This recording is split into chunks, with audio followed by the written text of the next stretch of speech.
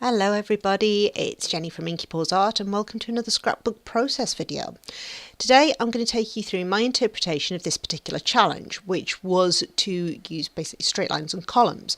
I'm going to scrap lift myself. So the page I'm scrap lifting I did forever ago, and I wanted to reinterpret that slightly. So I've got my paper, and I'm going to add some mist to it because that was one of the first things I did the original layout.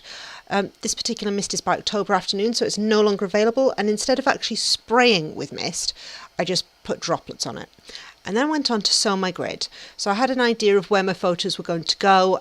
It's a 3x3 grid just to allow space for the photos, or 2.5. I'm then going to pull the threads through to the back of the page so that I'm not having to do cast-offs or snip and have it unravel.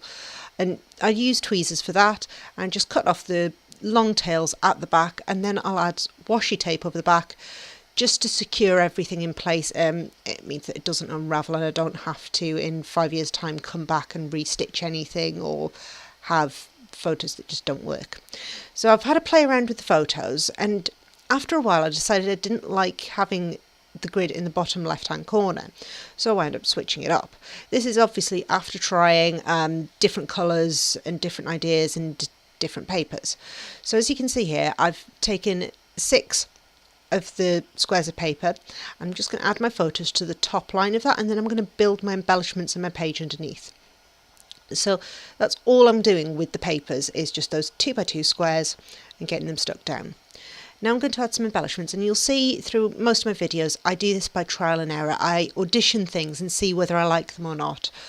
I play around with ideas, I play around with new and old supplies. So the paper I've used in the background here, that's by Sassafras, who no longer exist. The sticker you see, the long sticker, that's by Jenny Bolin from about 2011. And the banners are Basic Grey from forever ago. I'm going to lay these banners out. I love them, and because of the contrast they give, I'm just going to stick them down, basically lie where they fall kind of thing, rather than fiddling around and getting them all facing the same way. I'm just going to let them fall and go from there.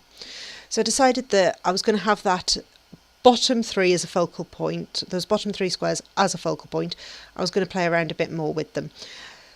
Now I'm going to glue down the banners, because having them moving around is a right pain, and I've used a liquid glue for that because it's much easier than trying to get those little banner pieces over a glue runner. So just move that around a bit so that I'm happy with it, and I'm going to add some stars. I'm going to use up some of my stash. These are wood grain stars, which were by Studio Calico, I believe, and get those used up. Now I'm going to cover up my photos and the embellishments so they don't get covered, and I added a bit more mist at this point. I'm going to now add even more embellishment. So these are cork cameras, and I'll add some letter stickers. They're not letter stickers, just word stickers. It's 4 good friends just in a row at a wedding, and obviously a few enamel dots just to finish things off. The next thing I'm going to do is add my title.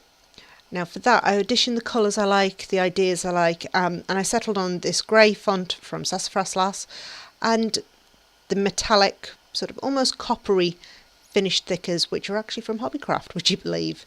And the title is Snapshot Red Hot, which is actually a song by RuPaul.